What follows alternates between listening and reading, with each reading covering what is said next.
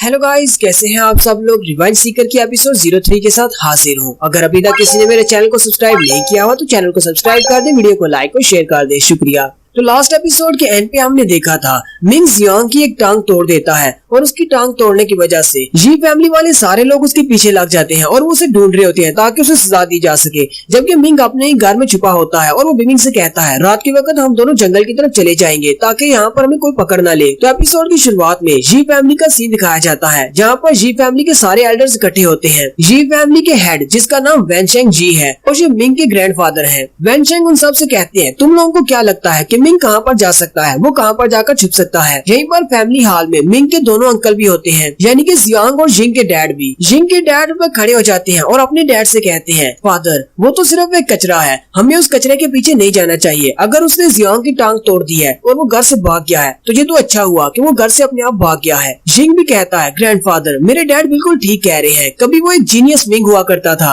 लेकिन अब तो बिल्कुल वो एक कचरा है, हमें उसके बारे में इतना ज्यादा परेशान होने की जरूरत नहीं है। और ये बात आप अच्छी तरह से जानते हैं ग्रैंडफादर, मैंने आपके कहने पर उसकी मेरिडियंस को कट किया था ताकि वो सारी जिंदगी कल्टीवेट न कर सके। अब वो एक कचरे के अलावा और कुछ भी नहीं है, उसे घर से भागना है तो भागने दे, हमारी फैमिली में एक कचरा कम हो जाएगा। ग्रैंडपा उसे कहते हैं मुझे इस बात से कोई फर्क नहीं पड़ता कि वो अपनी बॉडी को कल्टीवेट कर सकता है या नहीं, लेकिन मैं नहीं चाहता कि वो घर से भागकर मैपल लीफ सिटी में चला जाए और वहाँ पर जाकर हांग फैमिली वालों से सारी बात को जान ले कि वहाँ पर क्या हुआ था, उसके फादर और मदर की मौत कैसे हुई थी। अगर उसने हांग फैमिली वालों से इस बारे में पूछा और हांग फैमिली वालों ने उसे इस सारे बारे में बता दिया तो इससे हमारी जी फैमिली को बहुत ही भारी नुकसान उठाना पड़ सकता है। जियांग के डैड गुस्सा हो जाते हैं और उन सब से कहते हैं ये सब कुछ तुम्हारे लोगों की वजह से हुआ है, तुम लोगों को उसके ऊपर तरस आ गया था। अगर उसके मॉम डैड के साथ इस लड़के को भी मार दिया होता तो आज हमें ये दिन न देखना पड़ता। और अब जरा देखो तो सही उस लड़के की हिम्मत कितनी ज्यादा बढ़ गई है, उसने मेरे प्यारे बेटे जियांग की टांग तोड़ दी है। एक बार वो लड़का मुझे मिल जाए, उस दिन तो तुम लोगों ने उसे जिंदा छोड़ दिया लेकिन मैं उसे मार डालूंगा। जिंग के डैड उसे कहते हैं ब्रदर तुम्हारे लिए ये बात करना बहुत ज्यादा आसान है लेकिन ये करना बहुत ज्यादा मुश्किल है। वो जी हुई का बेटा है जो कि हमारा भाई था, कोई भी अपने भतीजे को न अपने हाथों से नहीं मारना चाहेगा। हम में से किसने सोचा था कि वो तुम्हारे लड़के की टांग तोड़कर यहाँ से भाग जाएगा। और वैसे भी उसके डैड को तो चलो हम लोगों ने मार डाला लेकिन उसकी मॉम ने तो कुछ भी नहीं किया था। और यहीं पर जिंग के डैड कुछ बताने लगते हैं जियांग के डैड ने शायद उसकी मॉम को मारा है, लेकिन उनके ग्रैंडफादर उनको वहीं पर चुप करवा देते हैं और साथ ही वो जिंग के डैड पर चिल्लाते हुए कहते हैं तुम्हारी हिम्मत कैसे हुई जियांग के डैड पर ये सारा इल्जाम लगाने की, जबकि ये सब कुछ तुम्हारी वजह से हुआ है। अगर तुमने ये सब कुछ नहीं किया होता तो आज जी हुई जिंदा होता। हांग फैमिली के यंग मास्टर को वैशाहाना के अंदर नशे की हालत में तुमने मारा था कि तुम्हारी जगह पर हमें जी हुई को बलि का बकरा बनाना पड़ा, मिंग के डैड को मारना पड़ा सिर्फ तुम्हें बचाने के लिए। जिंग के डैड काफी ज्यादा उदास हो जाते हैं और कहते हैं डैड आपने ये सब कुछ मेरे लिए नहीं किया बल्कि जी शेंग के लिए किया है। जी शेंग भी ग्रैंडफादर का एक पोता है लेकिन वो घर छोड़कर चला गया है, यहाँ पर कई बार गायब हो गया है, उसके बारे में कुछ भी नहीं पता। ग्रैंडफादर उसे कहते हैं तुम अपनी बकवास बंद करो, तुम जी शेंग के साथ अपने आप को कैसे कंपेयर कर सकते हो। जी शेंग तुमसे 1000 गुना ज्यादा बेहतर है, हमारी जी फैमिली का फ्यूचर जी शेंग के हाथों में है। जल्दी से अपने कुछ लोगों को गांव के बाहर भेजो, मुझे मिंग हर हाल में चाहिए, चाहे जिंदा या मुर्दा, उसे मेरे पास लेकर आओ। जियांग के डैड कहते हैं फादर क्या आप चाहते हैं कि हम बस उसको ऐसे पकड़ कर ले आए। ग्रैंडफादर उसे कहते हैं वो भी मेरा एक पोता है, मैं नहीं चाहता कि मैं उसके साथ बुरे तरीके से पेश आऊँ। मैं अपने बेटे की टांग का बदला लेना है तो उसकी दोनों टांगे तोड़ देना और फिर उसे यहाँ पर ले आना, फिर वो अपनी बाकी की सारी जिंदगी यहीं पर हमारी इस फैमिली के घर में रहेगा। मैं नहीं चाहता कि मेरे पोते के साथ इस तरह का कुछ हो क्योंकि हमने अपने बेटे को पहले ही मार दिया है। नेक्स्ट सीन उस पुरानी कुटिया का दिखाया जाता है। जब रात काफी ज्यादा हो जाती है मिंग निकलता और कहता है उन लोगों को तो पता भी नहीं होगा कि मैं अभी तक अपने घर में छुपा हुआ हूँ, रात हो गई है, मुझे निकलना चाहिए। मिंग जैसे दीवार के साथ साथ आहिस्ता आहिस्ता चलता हुआ बाहर की तरफ जा रहा होता है क्योंकि वो एक ही फैमिली में रहते हैं। तो वहीं पर उसे जिंग के डैड की आवाज आती है। वो रात के वक्त उन्हें एक ड्रीम आता है जिसकी वजह से वो उठकर बैठ जाते हैं और कह रहे होते हैं जी हुई मेरे भाई प्लीज मुझे माफ कर देना, ये सब कुछ तुम्हारे साथ मेरी वजह से हुआ। उसकी वाइफ उसे कहती है क्या हुआ, क्या तुमने फिर से कोई बुरा सपना देखा है। मिंग अपनी डैड का नाम सुनने के बाद वहीं पर कान लगा लेता है और कहता है ये तो जिंग के डैड और उसकी मॉम है, वो दोनों आपस में बातें कर रहे हैं। उसे मेरे डैड के बारे में कोई बुरे सपने क्यों आ रहे हैं। जिंग की मॉम उसे कहती है तुम्हें परेशान होने की जरूरत नहीं, जी हुई को मरे हुए कई साल गुजर चुके हैं, अब भी तुम्हें उसके बुरे सपने आते हैं, अब तो तुम्हें इस सब को भूल जाना चाहिए। जिंग के डैड कहते हैं मैं भी उसके बारे में याद नहीं करना चाहता, मुझे लगता है कि आज की मीटिंग में हमने उसके बारे में बात की थी, इसी वजह से मुझे उसका बुरा सपना आ रहा है, वो आज भी मुझे सपने में आकर मुझे बहुत ज्यादा हांट करता है। जिंग की मॉम उसे कहती है मैं ये बात अच्छी तरह से समझती हूँ, तुमने जी हुई को नहीं मारा। हालांकि जी हुई ने अपनी मर्जी से तुम्हारा इल्जाम अपने सर पर लिया था और मास्टर हांग को उसने मारा है, लेकिन जी हुई को तुमने नहीं मारा, हमारे फादर ने मारा था, क्योंकि फादर तुमसे बहुत ज्यादा प्यार करते हैं, जी हुई के मुकाबले में तुमसे ज्यादा प्यार करते थे, इसी वजह से उन्होंने जी हुई को मार डाला तुम्हारी जगह पर। और यहीं पर दिखाते हैं कि ग्रैंडफादर मिंग के डैड को मार रहे होते हैं। जिंग के डैड कहते हैं ये सारी गलती जी हुई की अपनी है, जी हुई हमारे सेक्टर को छोड़कर जाना चाहता था, वो हाउटियान सेक्टर को ज्वाइन करना चाहता था ताकि वो एक स्काई कैप्टर बन सके। अगर वो वाकई में ऐसा कर देता तो हमारी जी फैमिली बर्बाद हो जाती और हमारे पास कुछ भी नहीं बचता। हमारे ग्रैंडफादर ने उसको मारकर इस सारी सिचुएशन का फायदा उठाया है। जिंग की माँ मुझसे कहती है तुम्हें इस सब के बारे में ज्यादा सोचने की जरूरत नहीं है, तुम्हें पता है कि वैशाहाना में तुमने बहुत ज्यादा पी रखी थी, इसी वजह से तुम्हें गुस्से में उस लड़के को इतना ज्यादा मार दिया कि वो लड़का मर गया। तुमने मास्टर हांग को जानबूझकर नहीं मारा, ये तो सिर्फ एक एक्सीडेंट था। अगर जी हुई तुम्हारी जगह पर अपनी बलि नहीं देता तो अब तक तो तुम हांग फैमिली के हेड्स के हाथों मारे गए होते।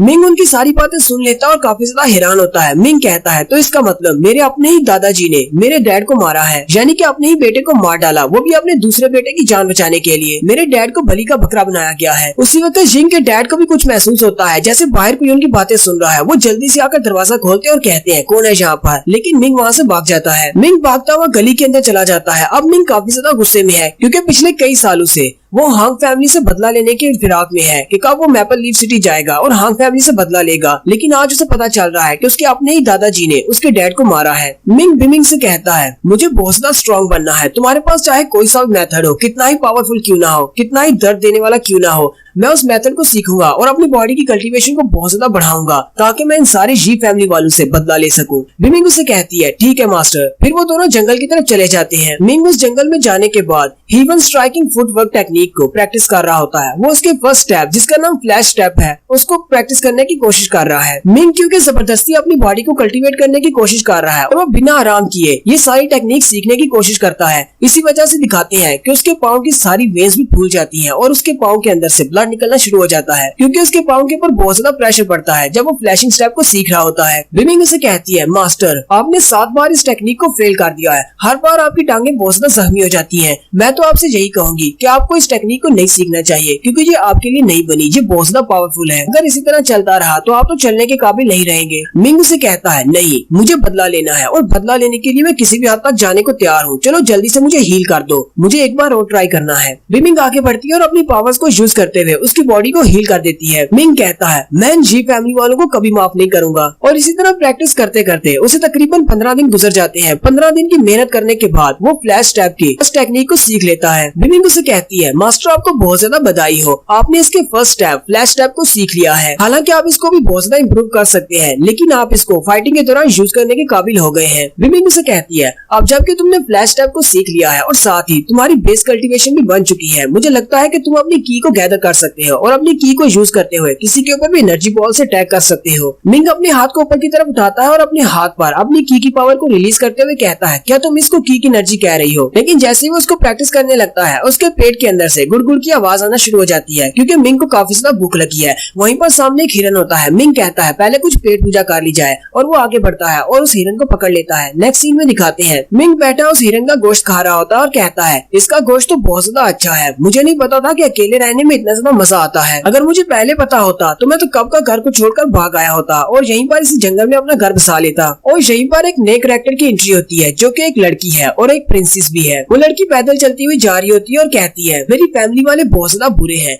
हालांकि इस बात से क्या फर्क पड़ता है कि मैं गुस्से की बहुत ज्यादा तेज हूँ, लेकिन फिर भी मुझे मैनर सिखाने के लिए मुझे 15,000 किलोमीटर तक पैदल चलने की सजा देना ये तो बहुत ही बुरा है। उसके पेट में भी गुड़गुड़ हो रही होती है क्योंकि उस लड़की को भी बहुत ज्यादा भूख लगी होती है। प्रिंसेस कहती है मुझे रात गुजारने के लिए कोई ना कोई जगह ढूंढना होगी और साथ ही मुझे बहुत ज्यादा भूख भी लगी है। उसी वक्त उसे भुने हुए गोश्त की खुशबू आती है। वो कहती है ये तो बहुत ही अच्छी स्मेल है, लगता है कि यहाँ पर करीब ही कोई गोश्त भून रहा है। वो भागती हुई उस तरफ आ जाती है और एक दरख्त के पीछे छुप कर देखती है। मिंग बैठा वहाँ पर अपने हिरन का गोश्त खा रहा होता है। प्रिंसेस बड़ी स्पीड के साथ भागती हुई आती है और उसके हिरन के गोश्त की एक टांग को उखाड़ लेती है और वहीं पर बैठकर खाना शुरू कर देती है। मिंग उसे कहता है ओए तुम कौन हो। प्रिंसेस उसे कहती है तुम्हारे जैसे आम और गरीब लोग मेरा नाम जानने के काबिल नहीं है, तुम इस लायक नहीं हो, इसलिए मैं तुम्हें अपना नाम नहीं बताऊंगी। मिंग उसकी बात सुनकर हैरान हो जाता है और कहता है क्या तुम्हें मैं कोई आम सा गरीब बंदा दिखाई देता हूँ? वैसे तुम्हारी चेस्ट को छोड़कर तुम्हारा बाकी सब कुछ तो मेरे जैसा ही है, तो फिर मैं कैसे एक आम इंसान हो गया और तुम एक खास हो गई? प्रिंसेस उठकर खड़ी हो जाती है और कहती है तुम तो बहुत ही बड़े बदतमीज हो, मैं एक नोबल फैमिली की लड़की हूँ और तुमसे तो कई दर्जे कई हजार गुना ज्यादा नोबल हूँ, तुम एक आम से गरीब से लड़के हो। मिंग उसे कहता है अगर तुम इतनी ही ज्यादा नोबल हो तो क्या तुम्हें मैनर्स के बारे में बिल्कुल भी नहीं पता? यहाँ पर आने से पहले तुम्हें मेरी इजाजत चाहिए थी, साथ ही तुमने मेरा गोश्त भी मुझसे छीन लिया है। क्या तुम्हें नहीं लगता कि तुम मुझसे ज्यादा बड़ी बदतमीज हो? प्रिंसेस गुस्सा हो जाती है और अपने गोश्त के टुकड़े को नीचे फेंक देती है और उसे कहती है तुम्हारी हिम्मत कैसे हुई एक प्रिंसेस को इंसल्ट करने की? मिंग उसकी बात सुनने के बाद हंसना शुरू कर देता है और कहता है अगर तुम एक प्रिंसेस हो तो फिर मैं एक प्रिंस हूँ, चलो जल्दी से मेरे सामने घुटने टेको। प्रिंसेस काफी ज्यादा गुस्सा हो जाती है और उसे कहती है तुम्हारी बॉडी के अंदर से जो एनर्जी निकल रही है उसे सेंस करके तो लगता है कि तुम अपनी ब्लड कल्टीवेशन के राम में हो, ब्लड कल्टीवेशन के लेवल 1 पर हो। चलो हम दोनों एक फाइट करते हैं, मैं तुम्हें दिखाती हूँ कि तुम्हारे आम इंसान में और हमारी जैसी रॉयल फैमिली के मेंबर में कितना ज्यादा पावर डिफरेंस है। मुझे सिर्फ एक मूव चाहिए, मैं सिर्फ एक ही मूव से तुम्हें नीचे गिरा सकती हूँ। मिंग उसे कहता है हाँ मुझे भी ये देखने में बहुत ज्यादा इंटरेस्ट पैदा हो रही है, देखते हैं कि तुम सिर्फ एक ही मूव को यूज करते हुए मुझ जैसे आम इंसान को कैसे नीचे गिराती हो। और प्रिंसेस बड़ी स्पीड के साथ उस पर अटैक करने के लिए आगे बढ़ती है और यहीं पर हमारी एपिसोड 03 का एंड होता है। एक्सप्लेनेशन अच्छी लगी हो तो कमेंट करके जरूर बताएं, चैनल को सब्सक्राइब कर दें, वीडियो को लाइक और शेयर कर दें। शुक्रिया।